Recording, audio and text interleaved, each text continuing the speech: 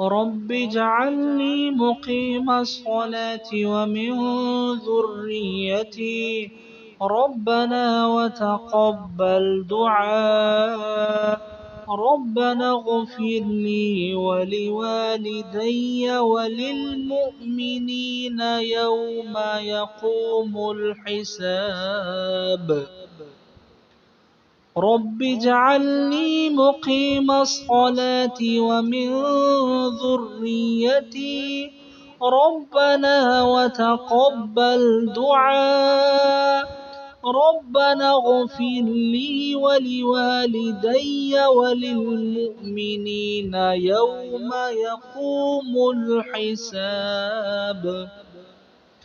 رب اجعلني مقيم الصلاة ومن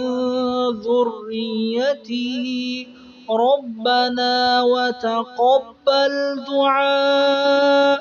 ربنا اغفر لي ولوالدي وللمؤمنين يوم يقوم الحساب